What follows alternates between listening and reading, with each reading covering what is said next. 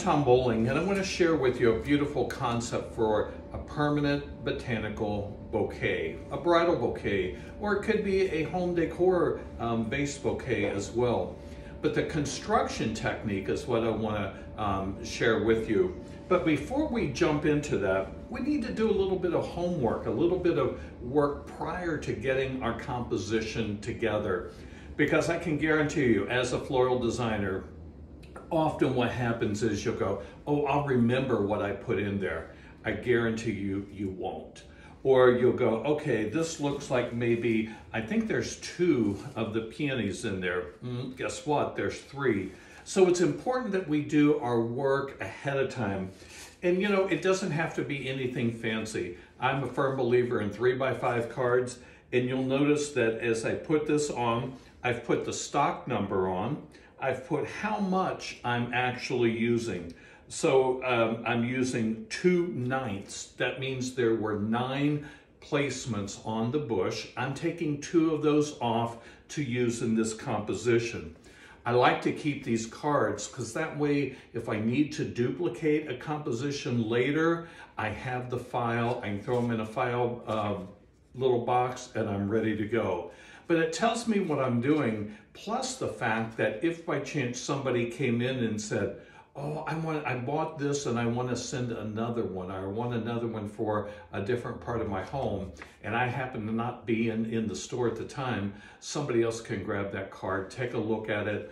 There's everything listed, how much, what it is, the stock number on it for accuracy, and then of course on the back I would actually price it out, which we're going to do in another one of our presentations. So to start with, I'm going to begin with some foliage, and I just want to create kind of a nest type of a look.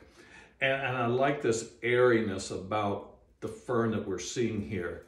And I've cut them apart and have attached wires or stems, and I'm doing a hand-tied bouquet is what I'm doing. So I'm doing a little bit of a spiral, adding those in as I go. You can see a little bit of the cascade work. And the reason that I'm doing this early on is so that I can actually nestle my flowers down into the foliage as I create the composition. Now, I also have the olive branch, as you see here, but I want to get more value out of that. So I'm going to go ahead and dissect it. And I didn't want to do that ahead of time because I want you to see the difference of adding one or adding multiples in there. So this I'm going to drive right down to the center. This is sort of an interpretation of a spiral because it's not going to be true in the fact that the way that I'm doing the construction. So I've got some of the eucalyptus in here, a garland using 2 of the placements, one more that I'm actually going to use kind of tight and close to the center. Let that cascade and spill over. Some of the ornamental grass.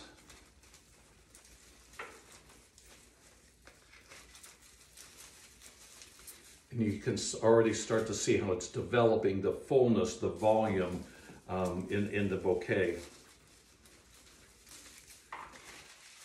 That grass just adds so much. And as we look at it and go, oh, that's, you know, kind of a pain to use. Well, it may be, but it really does add a lot to the impact of our composition here. Some more of that olive.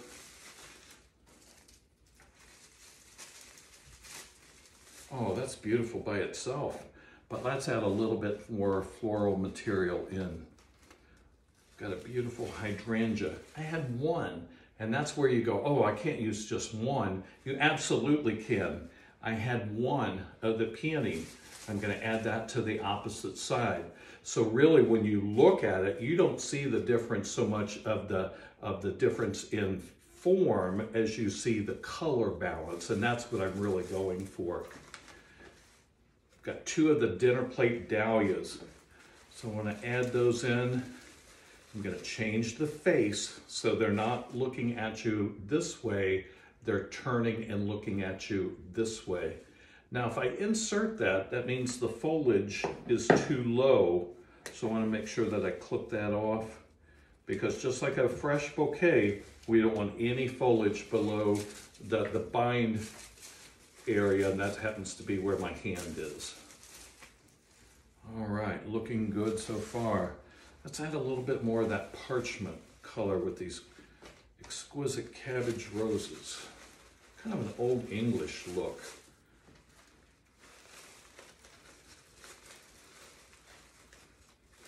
No, that looks like it's dying. That looks like it's growing.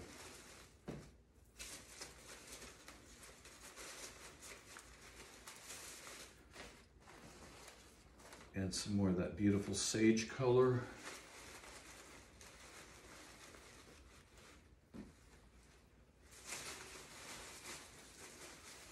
And see the value? I don't have to stop and think and record every time that I'm putting an insertion in. And there will be times that as I put this together and I think, you know what? Do I need that third one? Does it need it in the composition? It may or may not. In this case, it does. But you can always leave something out and take it off of your recipe at a later point. Little marigolds in here, just to give us a little bit more color impact. I've had to extend with an additional stem and wire one of the placements to get, because they were fairly short on the bush itself. This is looking great. Now you'll notice I have that one leftover piece of the fern, and it's a little bit longer, which is fine. I'm going to actually put it into the bouquet and let it spill down over the edge. Kind of cascade, very fresh looking. All right, now I'm ready to bind that. I'm going to use a couple different techniques. One, I'm going to start with using the bind wire. And bind wire comes in light tan, it comes in dark brown, it comes in a kind of a natural green. Absolutely your choice of what you want to, which color you want to use. I'm going to bind that together. And for added reinforcement, I'm going to go ahead and add some additional tape to that. Some people use anchor tape or bulldog tape or whatever you happen to call it, floral tape. I'm actually going to use, let's go ahead and use that. And of course, it's always the one that's at the very bottom, the inside. And I'm going to cover over all my binding material here, the bind wire. And I'm pulling that tight for some added security, because I don't want this to come apart. I have it one time. I want to take a look. I've got a leaf in the way that's going to loosen the bind, so I'm going to actually take that off, pull it up. Let's add just a little bit more tape here.